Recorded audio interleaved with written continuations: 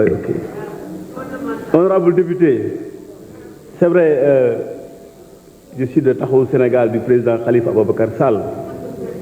Et comme on l'a dit en commission technique, nous sommes contre ce projet de loi. Et nous sommes contre ce projet de loi, comme je l'ai dit, c'est un projet de loi qui enfreint l'action de la justice. Moi, je suis acteur de justice.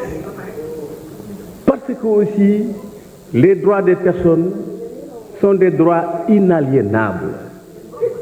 Il y a madame le garde des Sceaux, avocat, j'ai l'habitude de l'entendre au palais de justice répéter ces mots. On a été dans les salles d'audience jusqu'à 3 heures du matin. Donc les droits des populations sont inaliénables. Revenons sur la problématique donc, de la gravité des faits. Destruction de biens publics et privés, destruction de magasins, mort d'hommes, insultes graves aux dignitaires du pays, utilisation de nervis, bandes organisées. Je répète que on a suivi M. le procureur de la République et M. le procureur général nous parlait, d'ailleurs le ministre de l'Intérieur nous a parlé d'abord de forces occultes.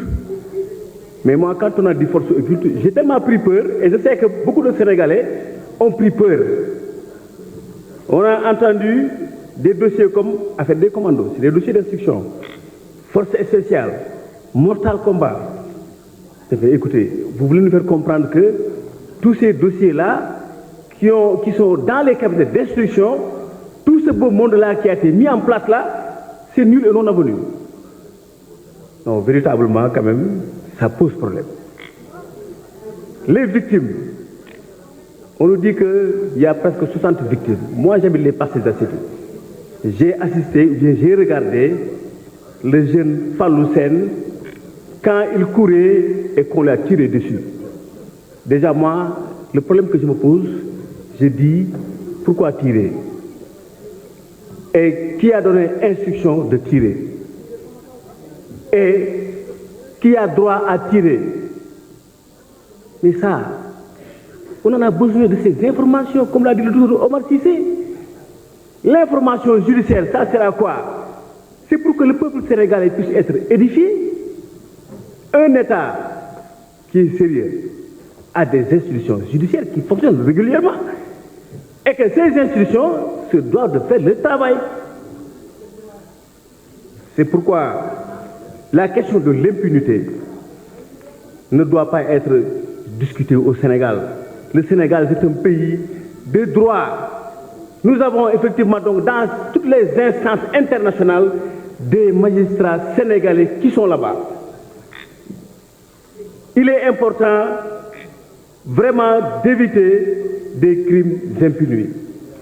Il est important d'éviter la rupture d'égalité entre détenus. Moi, je ne peux pas comprendre qu'un détenu qui a commis les mêmes faits, avant effectivement donc cette histoire entre 2021 et 2022, vous les mettez dans une même cellule.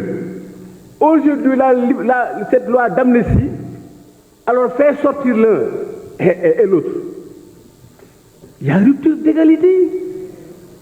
Et ça, c'est pas la justice. La justice doit être égale à chaque Sénégalais. Ça doit se passer comme tel. Donc, fondamentalement, je dis bien, on a dit vérité d'abord avant réconciliation. C'est bien. Notre mentor l'a toujours dit, le président Khalifa Ababacar Sall, tout le monde le connaît. Il dit toujours qu'on est preneur pour qu'on rétablisse effectivement donc ceux qui tentaient d'aimer effectivement ont commis des actes et on essaie de les rétablir. Mais d'abord, mettons d'abord la vérité d'abord. La vérité, c'est extrêmement important dans ce que nous faisons. C'est pourquoi, Madame le garde des Sceaux, comme je vous l'ai dit en commission, que cette loi n'est-elle pas prématurée? Parce que c'est bien, on veut réconcilier les Sénégalais, mais nous jugeons que cette loi, elle est prématurée. Hier seulement, il y a un grand avocat avec qui j'ai parlé, qui m'a dit qu'en réalité, cette loi, en réalité, ressemble à un abus de procédure. Je vous La remercie parole de est à l'attention. notre collègue Ndeye Yacine Ngouda Diène.